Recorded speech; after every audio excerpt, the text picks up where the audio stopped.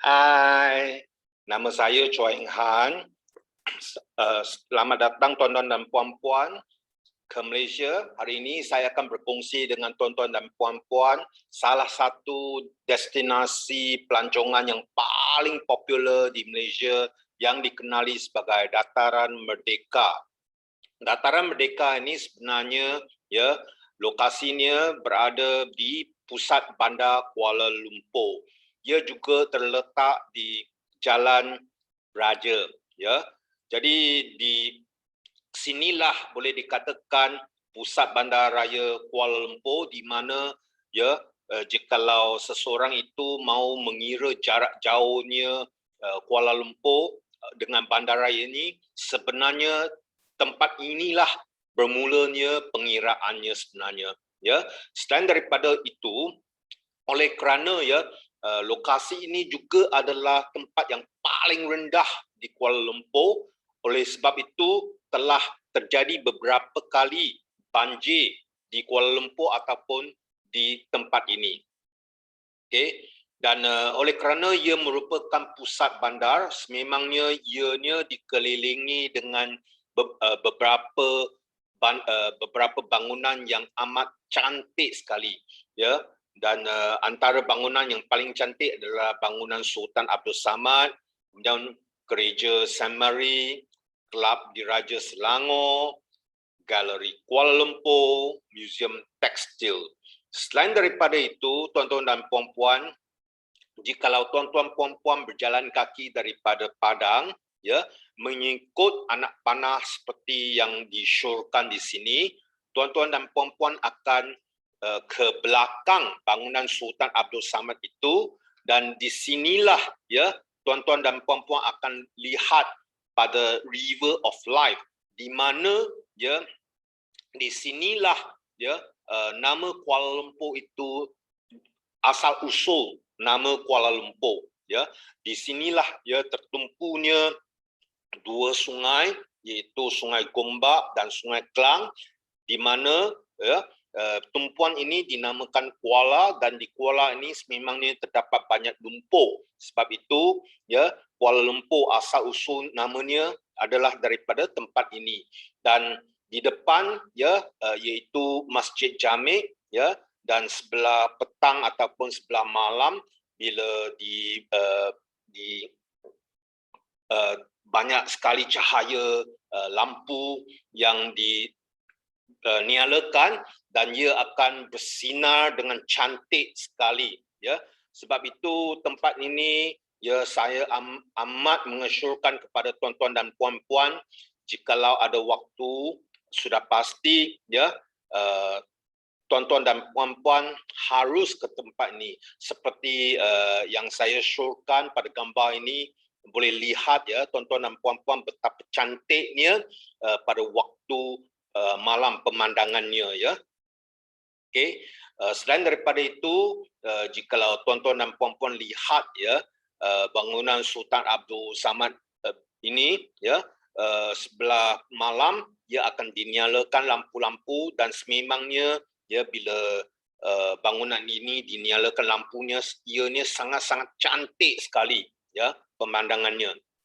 Dan selain daripada itu, di depan bangunan Sultan Abdul Samad ini terdapat satu platform atau pelantar di padang itu.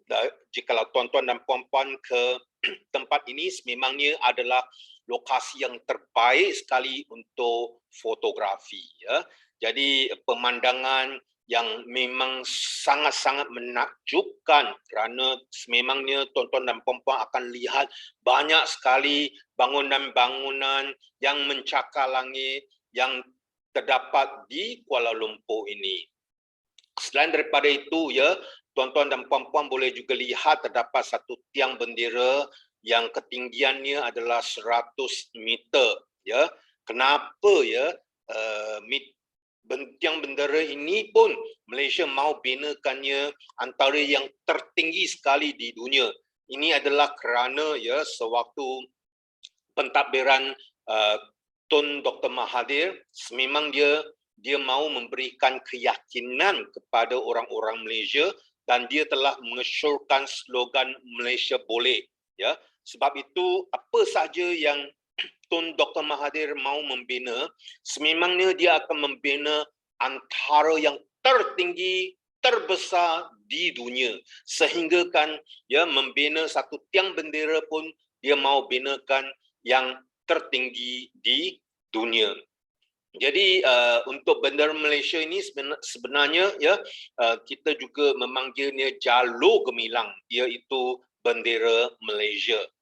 Selain daripada itu, tuan-tuan dan puan-puan, jikalau tuan-tuan dan puan-puan lihat ya, di depan bangunan Sultan Abdul Samad ini tepat pada menara jam ya, tuan-tuan dan puan-puan boleh lihat terdapat 3 tiang bendera yang berada di dalam ya.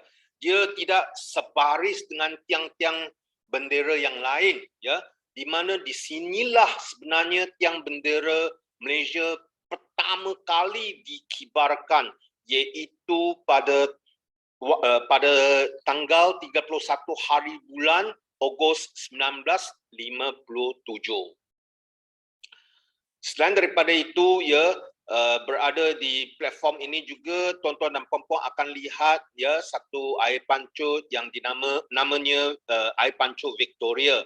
Sebenarnya ya, kalau tuan-tuan dan puan-puan lihat keunikan ukiran ya air pancut ini, dan selain daripada itu waktu dahulu iaitu pada tahun 1895 air pancut ini sebenarnya mau diletakkan di depan Central Market, iaitu Pasar Seni Kuala Lumpur, tetapi polis Bandaraya Kuala Lumpur tidak benarkannya kerana takut terdapat traffic jam.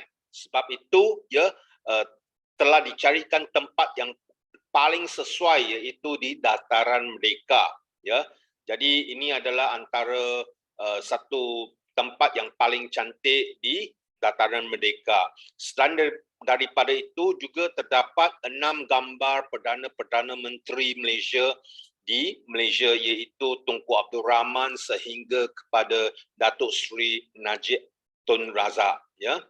Dan selain daripada itu ya, bangunan Sultan Abdul Samad ya, mengikut sejarah dahulunya tanah ini dimiliki oleh Jab Aloy ya, dan keluasan kawasannya adalah lebih kurang 1 ekar, dan bangunan ini direka oleh AC Norman, dan dia telah menggunakan 3 tahun untuk menyiapkannya, iaitu permulaan pembinaannya sebenarnya adalah pada tahun 1895 dan telah disiapkan pada tahun 1897.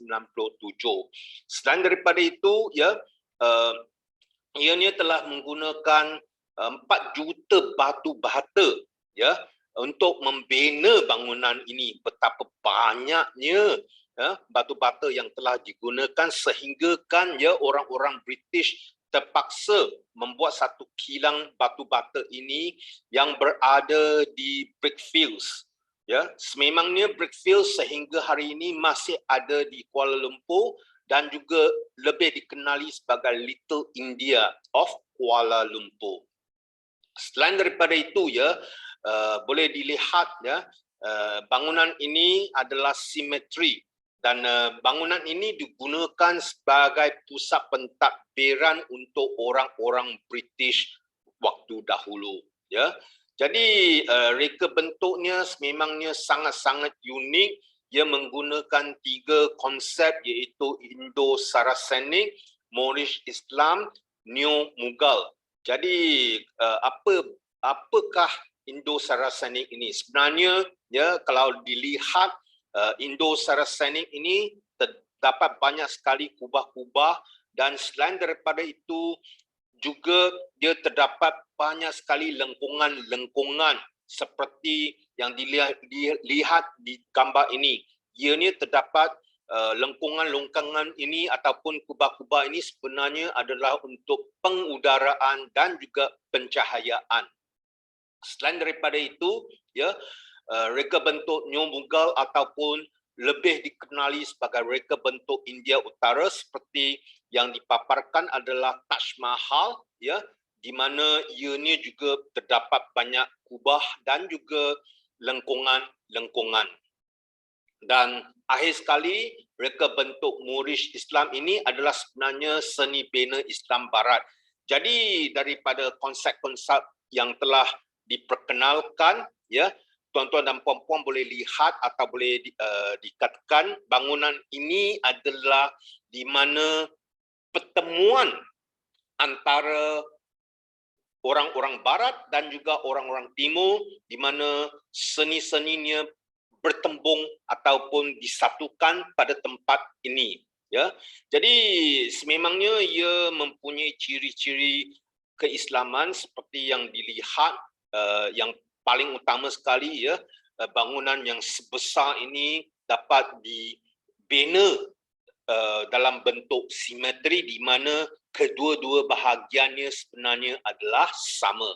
Selain daripada itu, ya, seperti yang telah dikatakan, ianya mempunyai banyak sekali lengkungan. Jadi ia mempunyai pelbagai jenis lengkungan, antaranya adalah lengkungan ladam kuda ataupun lebih dikenali sebagai lubang kunci sebenarnya, ya. Dan selain daripada itu, ya, ia juga ada juga lengkungan yang dikenali sebagai lengkungan OG, ataupun terdapat juga lengkungan 4 pertengahan, ya. Selain daripada itu, ya, bangunan ini dibina berasaskan konsep perpaduan, ulangan dan juga irama. Jadi kalau dilihat, ya, sememangnya walaupun ciri-ciri bentuk-bentuk yang telah diperkenalkannya ia berulang dan juga ia berirama dan disatu padukan pada satu bangunan, ya. Sebab itu sememangnya bangunan ini, ya, tidak kira di mana sahaja tuan-tuan dan puan-puan lihat, sama ada di anak tangga ataupun, ya, ataupun di luar veranda, tuan-tuan dan puan-puan pasti akan lihat memangnya cantik sekali, ya. Jadi kalau dilihat daripada foto ini adalah menara jam yang paling unik di Malaysia ini. Jadi kalau tuan-tuan dan puan-puan lihat, sememangnya di bandaraya Malaysia ini terdapat banyak sekali bandaraya yang mempunyai menara jam. Ini adalah kerana, ya, dahulu sememangnya orang-orang tidak mempunyai jam tangan, kerana jam tangan pada waktu itu sememangnya antara yang paling mahal. Sebab itu, ya, di mana-mana saja pusat bandar sudah pastinya terdapat menara jam. Dan sebenarnya bangunan Sultan Abdul Samad ini direka bentuk sebagai huruf atau abjad F, ya. F itu sebenarnya menandakan federation, ya. Jadi yang bahagian simetri itu, yang bahagian depan sememangnya ianya adalah bertemu dengan ataupun menghadap Padang Merdeka, dan juga yang sebelah kiri itu adalah menghadap Museum Tekstil. Okay. Jadi tuan-tuan dan puan-puan boleh lihat, ya, sememangnya veranda ataupun serambi sememangnya sangat luas. Luasnya adalah lebih kurang 2 meter, ya. Kenapa sebegitu luas, ya? Bukan kerana, ya, terdapat ramai orang, sebenarnya adalah untuk pengudaraan dan juga untuk pencahayaan. Sebab itu, ya, jikalau tuan-tuan dan puan-puan dapat masuk ke dalam bangunan ini walaupun tidak mempunyai penghawa dingin ataupun kipas angin, tuan-tuan dan puan-puan tidak terasa sebegitu panas kerana sememangnya bangunan ini dibina sangat-sangat unik untuk pengudaraan dan sememangnya ianya sangat sesuai sekali, ya, luasnya akan membenarkan pengudaraan pada keseluruhan bangunan ini. Selain daripada itu, ya, yang bangunan yang berwarna putih di depan Sultan Abdul Samad ini sememangnya adalah gereja Saint Mary. Gereja Saint Mary ini juga adalah satu-satunya tempat di mana orang-orang British akan, ya, bersembahyang di sini. Dan di sebelah menghadap ke bangunan Sultan Abdul Samad juga terdapat satu bangunan yang di mana reka bentuknya sangat-sangat unik, lebih pada mirip orang-orang Tudor ataupun British yang dikenali sebagai Kelab Diraja Selangor. Sebenarnya Kelab Diraja Selangor ini lebih dikenali sebagai Black Spotted Dog ataupun bar panjang. Kenapa begitu ya? Kerana pada waktu dahulu cuma lelaki saja dibenarkan untuk dibenarkan untuk masuk ke dalam bar ini ya. Ini adalah kerana mereka takut jikalau lelaki sudah minum mabuk akan berjenaka, ya, takut-takut nanti ya telah menyakitkan hati orang-orang perempuan. Sebab itu orang-orang perempuan ya tidak dibenarkan untuk masuk ke dalam bar ini. Dan biasanya oleh kerana wanita-wanita ini akan menunggu pada suaminya yang habis bekerja, ya. Jadi mereka akan membawa anjing-anjingnya bersia-sia di padang itu. Jadi bila anjing-anjing itu dibiarkan, ya, yang dari jenis Dalmatian sebenarnya adalah terdapat tompok-tompok hitam. Oleh itu anjing ini dinamakan spotted dog, ya, ataupun tempat ini dinamakan spotted dog juga. Selain daripada itu, ya, tempat ini juga adalah tempat terawal sekali tertubuhnya Kelab House Harriers. Ini adalah di mana ya orang-orang British telah menubuhkan House Harriers ini ataupun merupakan satu persatuan untuk networking sebenarnya, ya. Dan selain daripada itu, ya, di sebelah kanan, ya, tuan-tuan dan puan-puan akan lihat satu bangunan yang agak cantik adalah dikenali sebagai Galeri Kuala Lumpur. Dan di depan pintu masuk galeri ini sebenarnya terdapat satu ikon di mana kebanyakan pelancong-pelancong akan beratur untuk berfoto pada I Love KL ini, ya.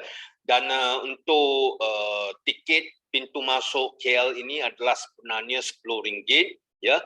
Dan ianya dibuka daripada jam 10 pagi sehingga jam 6.30 petang.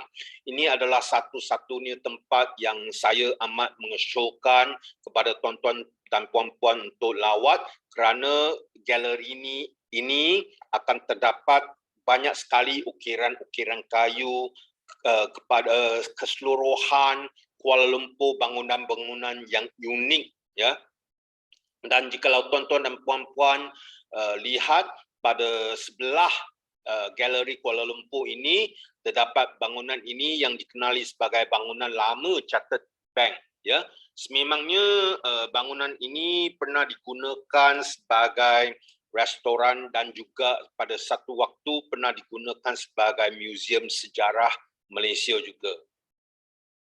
Selain daripada itu, ya, tuan-tuan dan puan-puan, di depan bangunan ini adalah muzium tekstil, ya. Muzium tekstil ini sebenarnya memaparkan tekstil yang paling terkenal di Malaysia, iaitu batik, songket dan juga buah kumbu. Dan tempat ini juga adalah di mana ya perarakan Hari Merdeka akan diadakan setiap tahun, dan juga ya perarakan citra warna, ya. Tuan-tuan dan puan-puan, ya, jikalau ada waktu, ya, tuan-tuan puan-puan boleh datang pada bulan Mei ataupun Jun, di mana perarakan citra warna ini akan diadakan, di mana ya pelbagai jenis kaum Malaysia ya akan memakai pakaian tradisi dan akan berarak di Kuala Lumpur. Dan sememangnya ramai yang tertanya-tanya, apakah waktu yang paling baik sekali untuk melawat tempat ini, ya. Saya mengesyorkan tuan-tuan dan puan-puan melawat tempat ini pada jam 5 petang. Kenapa, ya? Kerana sememangnya tempat ini, ya, tuan-tuan dan puan-puan mungkin boleh ya membazirkan lebih kurang 3 jam berada pada tempat ini sahaja, ya. Kerana jikalau tuan-tuan puan-puan telah mengambil foto di Padang Merdeka ini, tuan-tuan dan puan-puan boleh ke Galeri KL dan juga Museum Tekstil. Kemudiannya ya, jalan kaki saja seperti yang telah saya katakan tadi, ya, tuan-tuan dan puan-puan boleh ke River of Life. Kerana sememangnya pada waktu petang bila matahari telah tenggelam, waktu malam, ya, River of Life lampu-lampunya akan dinyalakan. Sebegitu juga dengan bangunan Sultan Abdul Samad, iaitu lampu-lampunya juga akan dinyalakan. Sememangnya pada waktu malam tempat ini sangat cantik sekali. Sebab itu saya recommend ya tuan-tuan dan puan-puan, kalau boleh sebelah petang ya, lebih kurang jam 5 melawat pada tempat ini.